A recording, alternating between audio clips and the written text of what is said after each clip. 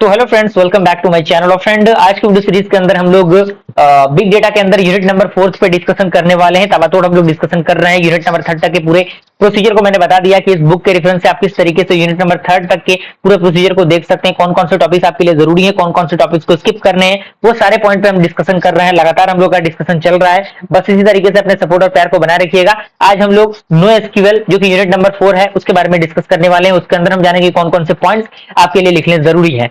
तो सबसे पहले आपका हेडिंग बनाना है नो एसक्यूएल के नाम से।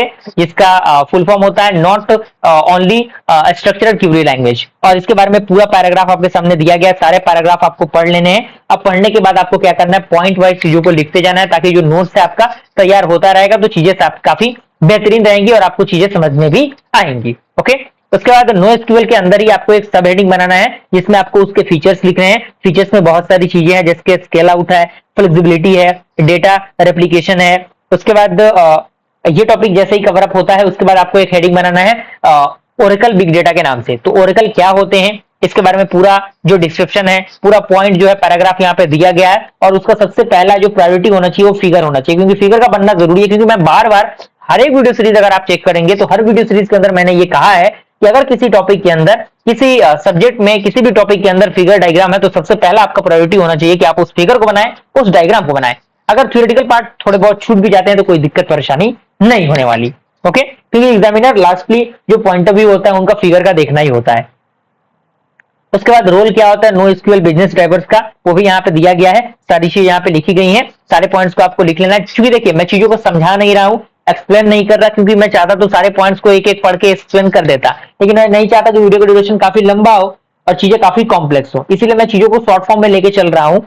और मैं मान के चल रहा हूँ कि ये बुक आपके पास अवेलेबल है। नहीं भी है तो आप स्क्रीनशॉट लेके अच्छी तरीके से अपने नोट्स को बना सकते हैं, या फिर आप चाहे तो आप डायरेक्टली हमारे चैनल का नोट्स लेके पढ़ सकते हैं। ओके, क्लियर हो रही होंगी बातें। और ऐसे नहीं कि ये सारे जो मतलब जो वर्ड्स आपके सामने दिख रहे हैं, सारे पैराग्राफ दिख रहे हैं, इन सारी चीजों को मैं पढ़ के समझा नहीं सकता। इस भी ख्यालात को नहीं पालना है अपने जहन में, क्योंकि बहुत सारे स्टूडेंट होते हैं, सोचते हैं कि यार ये क्या बताएगा, इसको तो खुद समझ में नहीं आता। तो ये सारी चीजें हैं तो जो कि आपको माइंड में निकालनी है, क्योंकि कहीं ना कहीं बेहतर एक्सपीरियंस है, आपसे बेहतर एक्सपीरियंस मैं रखता हूं, तो इस तरीके की चीजें मैं आप प्रोवाइड कर रहा हूं। कहीं ना कहीं एक बेहतर एक्सपीरियंस है हमारे पास। उसके बाद की value store with data example, ये थोड़ा सा जरूरी है, क्योंकि कई बार ये भी एग्जांपल जो क्वेश्चन है, एग्जांपल जो देखने को मिले हैं। अब यहाँ पे कुछ कैरेक्टरिस्टिक्स फीचर्स हैं जो कि की वैल्यू डेटा स्टोर के हैं, आप यहाँ पे उनके फीचर्स को लिख सकते हैं। और कुछ पॉपुलर केसेस भी हैं। उसके बाद आपको इसको स्किप करना है। और उसके बाद आपको ग्राफ ओरिएंटेड डेटा स्कोर के बारे में लिखना है, क्योंकि ये काफी पॉपुलर टॉपिक है। एग्जांपल जो एग्जाम है, एग्जाम में डायरेक्टली देखने को मिल सकता है आपको, तो इसको अच्छी तरीके से लिखना है। इसके जो भी कैरेक्टरिस्टिक्स फीचर्स हैं, ये सारे फीचर्स और कैरेक्टरिस्टिक्स यहाँ पे लिखे गए हैं। आप उनको देख के अच्छी तरीके से समझ सकते हैं, कोई दिक्कत परेशानी वाली इसमें कोई बात नहीं होगी। उसके बाद जो कॉलम डेटा स्टोर्ड है, इसको आप स्किप कर सकते हैं, बेसिक अंडरस्टैंडिंग के लिए पढ़ लीजिएगा। लेकिन अगला जो टॉपिक आता है वो आता है आपका कैसेंड्रा। काफी इंपॉर्टेंट टॉपिक है। इसके एडवांटेज डिसएडवांटेज काफी टॉपिक इंपॉर्टेंट है, और डायरेक्टली एग्जामिनेशन में पूछे जाने वाले ये सारे टॉपिक्स हैं, तो इनको आपको लिखना है। इनके सारे अंडरस्टैंडिंग को आपको लिखना है। और जो आपका एच बेस है, एच बेस के बारे में आपको लिखना है। एच बेस देख सकते हैं यहाँ पे दिया गया है, और इसका जो फिगर है थोड़ा सा कॉम्प्लेक्स आपको देखने में लग सकता है, लेकिन फिगर काफी मजेदार है। एक बार आप समझ जाएंगे फिगर को, तो आप कहीं पर भी कभी भी इस फिगर को बना सकते हैं। उसके बाद आरडीएमएस और आरडीबीएमएस और एच बेस के अंदर डिफरेंस है, तो आप चाहे तो इसके बारे में लिख सकते हैं, अगर नहीं भी चाहे तो कोई दिक्कत नहीं है। तो मेरा रिकमेंडेशन यही रहेगा कि थोड़ा सा स्किप आप इसको कर देंगे तो कोई दिक्कत नहीं है।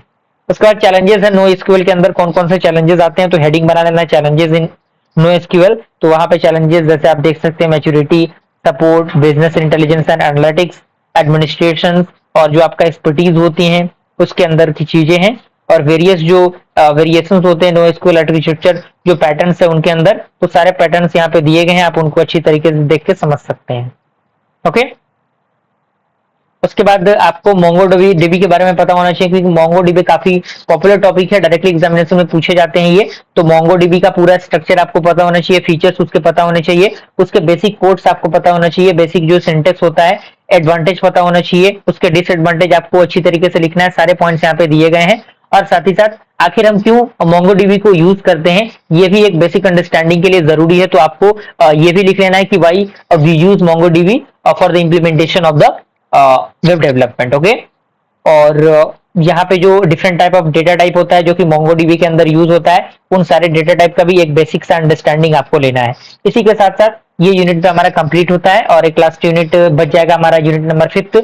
उसके रिगार्डिंग भी हम लोग बात कर लेंगे, कोई दिक्कत परेशानी नहीं होगी। फिलहाल आप लोग को क्या करना है, वीडियो को ज्यादा से ज्यादा शेयर करना है ताकि और भी स्टूडेंट हमारे इन वीडियोस को देख के फायदा उठा सके।